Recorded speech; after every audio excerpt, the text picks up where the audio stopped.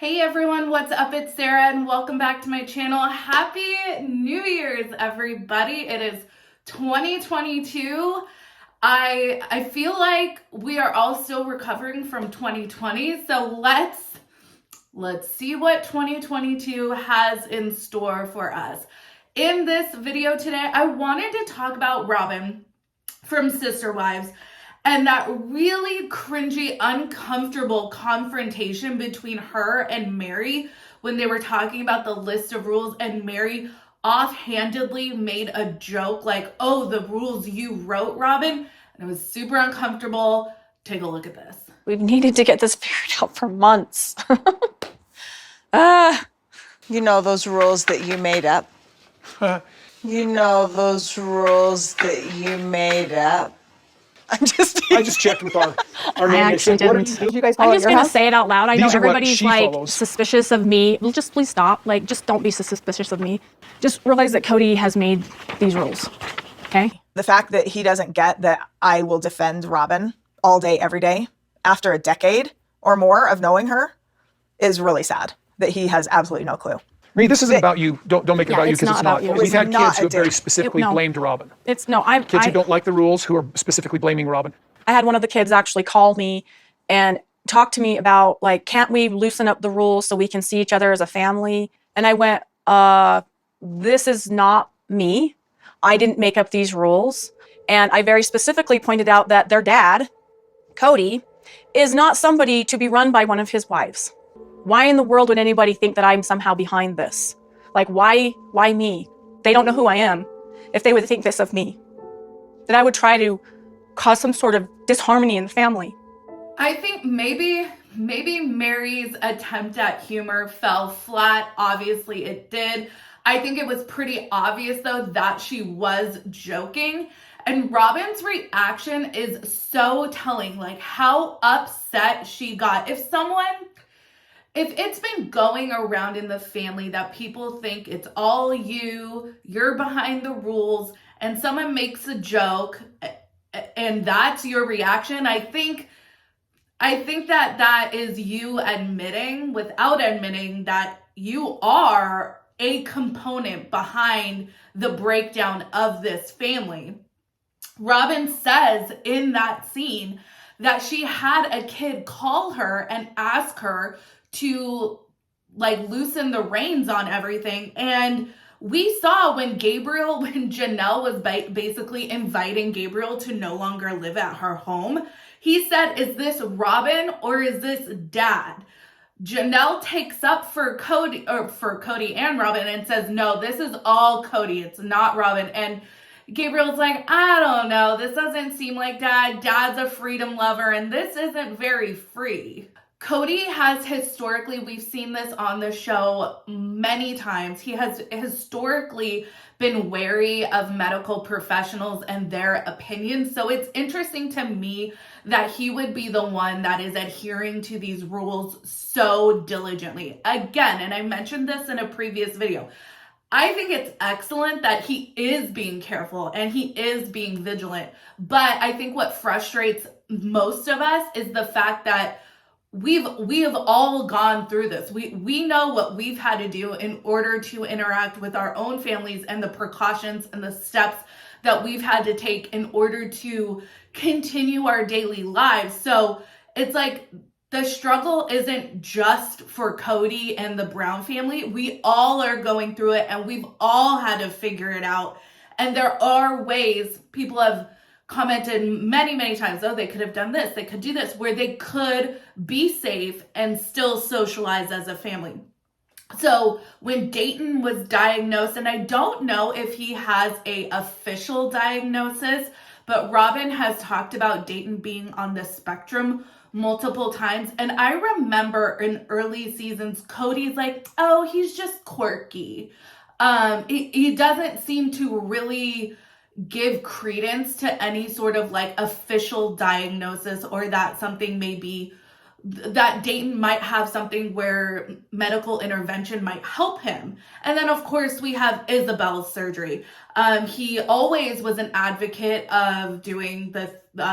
He's like, oh, she doesn't need surgery. We'll do the therapies, we'll do the exercises, we'll do the brace, but definitely no therapy.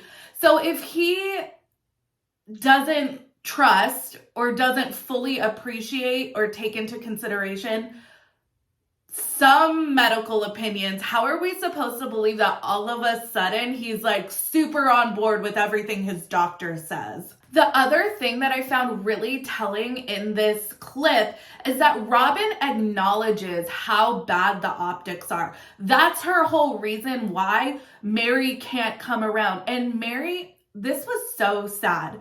Meri, so first of all, Kody scolds Meri like a child for this joke. Honestly, if it were me, I would have told Robyn to relax and take a joke. Like, it's really not that big of a deal.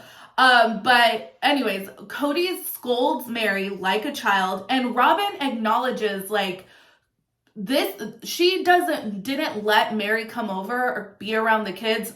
Rather, she hired a nanny because she didn't want it to look bad that they're interacting, but that they're not interacting with the other families. So Robyn knows how bad this looks, and she's doing nothing to rectify the situation so that the family unit, her whole thing back when they used to have their little sayings in the beginning, the opening of the show, her whole thing was like, it felt like this was always meant to be, like we all should have been together from the start. And she's always been a big proponent of, oh, it's the family, not just the man, the family.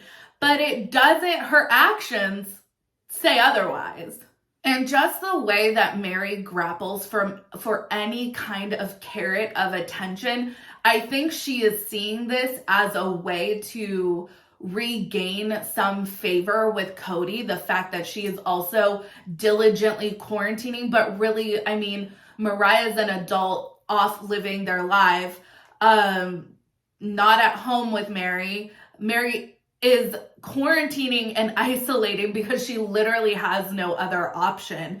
So she is looking at this as regaining some sort of favor with Kody. And I just think that that's so sad when she goes, the fact that Kody thinks that I wouldn't always defend Robyn, I will always take up for Robyn.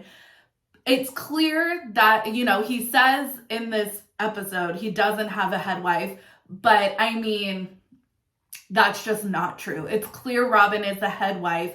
Robyn and Kody are in a monogamous relationship. Kody has these other entanglements, I think we can call them, that he just doesn't know what to do with. And COVID was a really good excuse for him to just not have to deal. So when he finally is up against the wall, everyone's calling him out. The kids are calling him out. Janelle and Christine are calling him out. When he literally can't run away from this problem anymore, he writes down a set of rules.